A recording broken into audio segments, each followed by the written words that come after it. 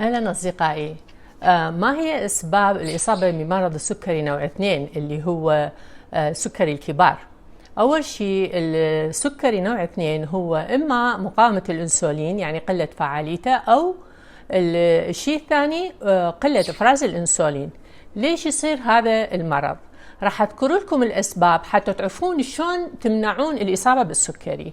أول شيء السمنة أحد الأسباب اللي تؤدي إلى مقاومة الأنسولين، قلة إفراز الأنسولين. ثانياً الضغط العالي بدون علاج. ثالثاً الكوليسترول العالي بدون علاج.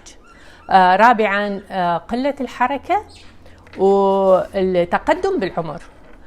والوراثة واحد من العوامل وليس كل العوامل، فما تقول أني لأنه بالعائلة موجود فأني 100% مصاب، لا، هذا الكلام مو صحيح.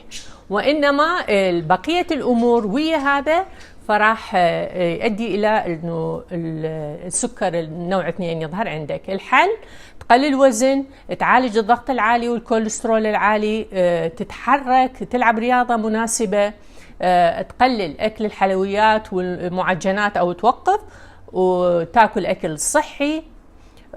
وكل هذه العوامل مشتركة راح تزيد من فعالية الأنسولين، تمنع مقاومة الأنسولين، وتمنع قلة إفراز الأنسولين، وتمنع الإصابة بمرض السكري نوع 2. صيدلانية جدا.